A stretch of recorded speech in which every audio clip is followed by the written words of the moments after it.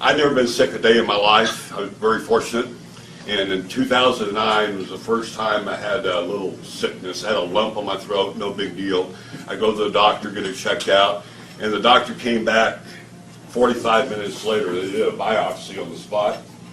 And I never forget the exact words of the doctor, what he said. He says, I have bad news and bad news. And I thought he was sort of joking. And the first bad news is you have stage 4 throat cancer, buddy. And the second bad news is I don't think we can do anything to help you. Now think about that for a moment. Never been sick a day in your life, you go to the doctor and told you're going to die in 3 months. Let that sink in just for a moment. That's what happened to me. My whole world changed that day. And so what they were trying to do is prolong my life. The cancer the size of a walnut in the base of my throat, both lymph nodes. It was spreading rapidly, stage 4. So what we did is we started chemo and radiation in January of 2009. And I had 5 months of chemo. If you ever known anybody under chemo, it's not a pleasant experience.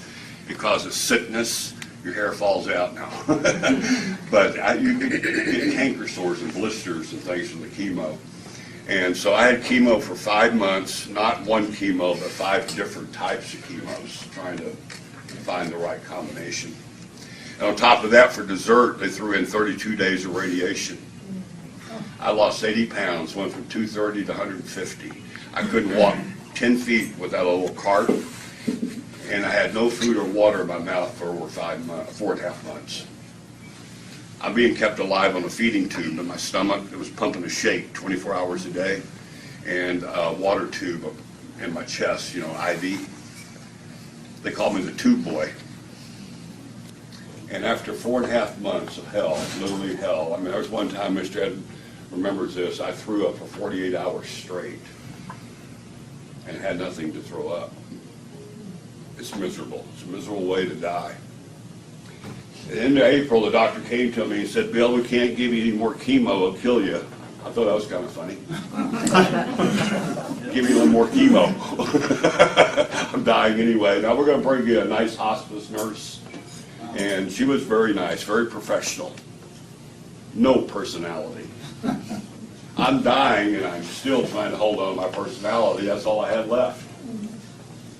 I called her Nurse Ratchet. She would come here every week and change out the tubes, do the vitals, send it back on the computer, you know, the data. She think it was very humorous when I told her, could I punch in the numbers and watch myself die? I'm just trying to hold on to my humor. I'm dying.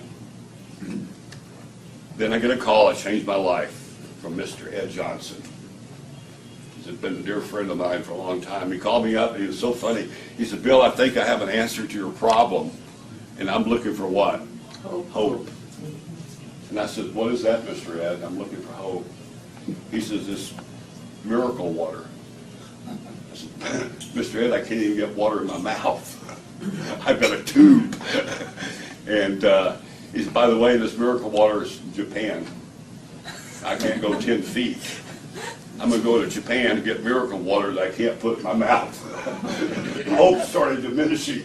He said, no, we're going to be doing a demo, just like you saw here. The very first demo at Michael Johnson's house, his son, the very first demo was April the 18th of 2009. I had to get to that demo, though, right? Can't drive. I have another friend. I do have 2 friends. His name is Saul. I don't know, Michael has a slide, presentation not today. Saul is my neighbor down the street. He drove me to the demo.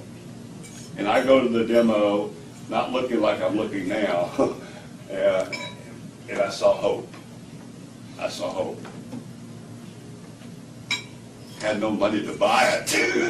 There went the hope again. Especially when they told me it was $4,000, I almost died. Because when you're not working, you have what? No income. I had no income. But I still got a car payment, house payment, right, utility bills, all that stuff to pay. But I was very smart. Before I got sick, I loaded up on credit cards. I had good credit, like 900s. So I got 5 MasterCards and 5 Visas. I didn't want to discriminate. tin plastic. And you know what I did? I went out and got $5,000 cash advances on every one of them. I got $50,000 at 23% interest on a cash advance. I'm making all my house payment, mortgage payment, car payment, right? Except I'm not paying the credit card companies back. And they don't like that. You get those phone calls from the bouncers, right? I would wait by the phone so I have somebody to talk to. They think it was very humorous. They said, Mr. Powers, you haven't made your $1,400 payment this month. And I said, what are you going to do if I die? I'm dying. And then when I got that machine, and the only way that I could get this machine, because I had no money to buy it, I had none. I'm $50,000 in debt. My credit score is about a 20. The company has a plan. I don't want you to be in this position. I'm telling you this for one reason. There is no excuse for anybody not getting this technology. None. I'm $50,000 in debt, I'm dying, I have no money and no credit. And the company says, Bill, we'll give you a machine anyway on a handshake with no credit check. It's a pretty good deal, isn't it? Yeah. When the machine arrives, Michael showed you how it worked, pushing all these fancy buttons. Nobody showed us how that worked. We didn't know, first demo. I said, I looked at that hose, and I said, top button got to be better than the bottom button. Put that hose in my mouth. Nothing happened. Remember, no liquid in there for 4.5 months. But I stayed with it. That's all the hope I had. 20 minutes later, water started going down. 20 minutes. My mouth was covered with all those canker sores and blisters. 48 hours, every canker sore and blister's gone. Nurse Ratchet's freaking out. She says, can I try some of that water? I didn't have a fancy jug like Michael has. All I had was an old milk jug. I dumped the milk out, gave her a gallon of water. Remember, she always came in on Monday. She calls me on Wednesday. She's never called me. The only thing she said, Bill, I got to come by and see you on Friday. I said, oh boy, something bad, that milk jug, or I'm dying again. She comes in on Friday. I can walk to the door a little bit. Doorbell rings, and there's Nurse Ratchet with her credit card in her hand. She said, Bill, before you die, I need that machine. She said, I have fibromyalgia for 11 years. I was going to retire from nursing. You were my last patients. I am pain-free for the first time. I want that machine. I said, well, you're not getting that machine. We had an argument. She said, how do I get one? I said, I don't know. Call Mr. Ed. Mr. Ed says, well, when you can't sell it to her, Bill, when you got your machine, you got a distributor number that came with it. Have her order factory direct under your number. She did. Her machine arrived.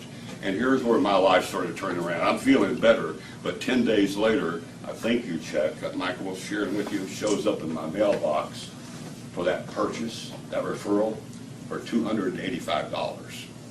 That was a godsend. Yeah. And then my friend Saul, guess what he did? He got one. And then guess what Saul said? Started telling all his friends and stuff, buy a machine so we can help Bill out, get more checks.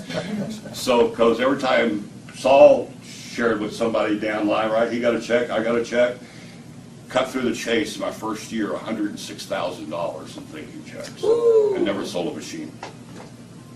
Never sold a machine. Paid off all my credit cards. I'm now debt-free, number one. And the second big miracle that happened is 16 weeks after drinking the water, 16 weeks after drinking the water in December of 2009, I went back to the doctor for another checkup. First of all, the doctors, they couldn't believe it. They said, what are you doing here? You're supposed to be dead. And they did another biopsy, and I'm 100% cancer-free. So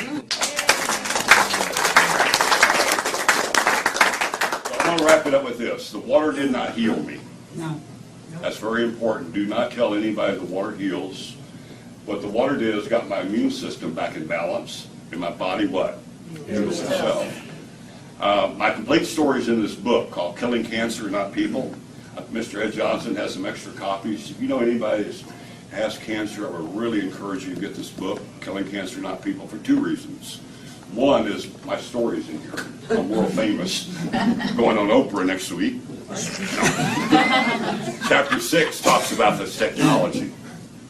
Get this book, saves you a little cost.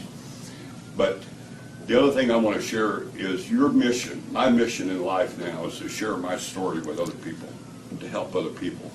I average literally 15 to 20 phone calls a day from people that looking for hope, looking for hope. Mr. Ed gave me hope. The richest man in the United States, Steve Jobs, also had cancer in 2009. Nobody shared with him like Ed shared with me. So I'm pleading with you. There's no excuse not to get the technology. Just get the technology. Share water with other people. That's your whole mission in life. Thank you, guys. Give him a round of applause.